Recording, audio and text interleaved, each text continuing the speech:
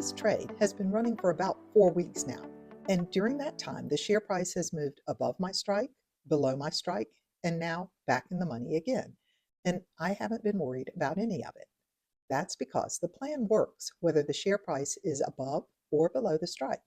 I've already chosen my sale price, and as long as the premiums make sense, I'm happy to keep rolling and getting paid week after week. Now that the call is in the money, I'm not under pressure. I'm in control. I can decide when I want to lock in profits, and until the math tells me otherwise, I'll keep letting option income do the work.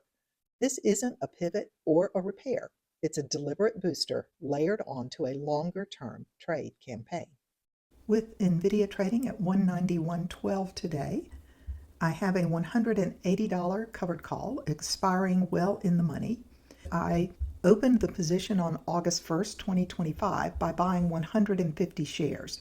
Since then, I've significantly reduced my effective cost basis by selling and rolling covered calls and cash secured puts.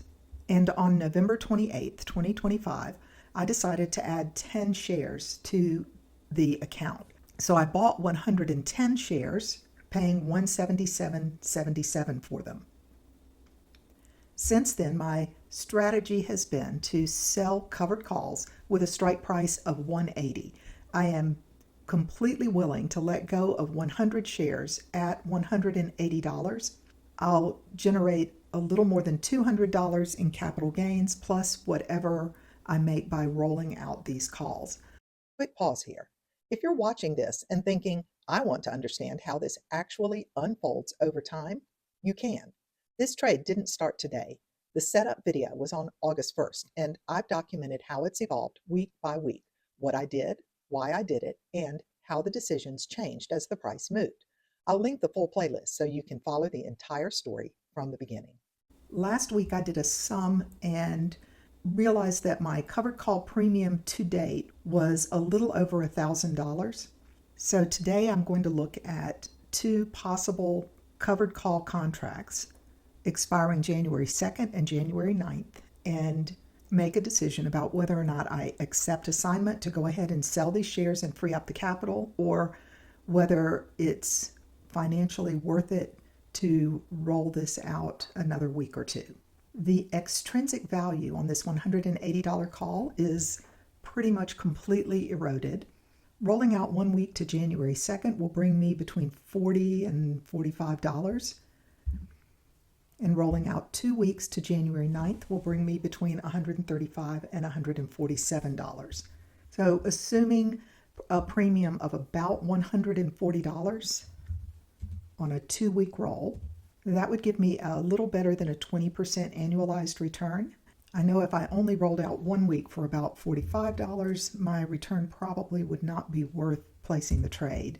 Yeah, that would be about 6.5%. So I am going to go ahead and roll this out 2 weeks and pull in a little more cash before I accept assignment. I'll ask for 144, see if I can get it to fill there. And it filled at 150. That was actually a little better than I asked for.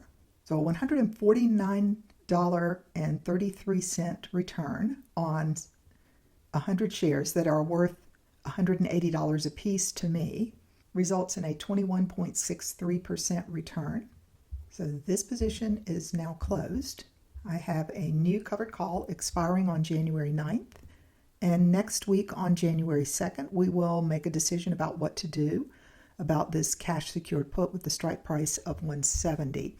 I have been also selling a further out of the money covered call that I'm hoping to avoid assignment. Last week it expired with a strike price of 195 and I didn't sell another one. But let's just take a quick look and see if there's anything available that makes a January 2nd covered call worth selling right now. Now I was selling with a strike price of 195 and 1 week out that strike would bring me about $133, but there is a pretty good chance that the shares would be called away from me if I do that, and I'm not really sure that I want to let go of these shares. If I go out to a $200 strike price, there's only a little more than a 10% chance it would be assigned, but the premium would only be about $35.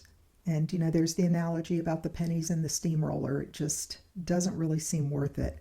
If I went out to January 9th, the $200 call would bring me about $156. I think what I'm going to do here is place what I call an aspirational order. If the share price significantly increases sometime over the next week, then the value of this $205 covered call will also increase. So I'm going to put in a good till canceled order to sell a $205 strike for $98. I'm going to set it here as good till canceled.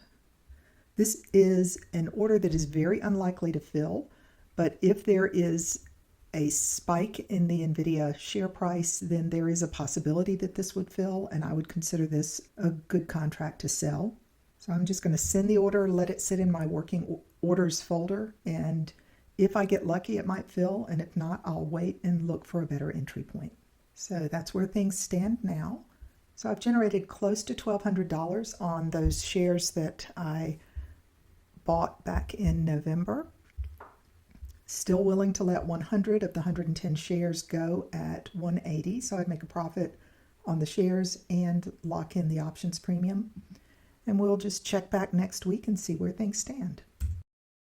Covered calls don't require you to be right about direction every week. This trade is a good example of staying calm while the price moves around, sticking with a plan, and letting time and premium work in your favor.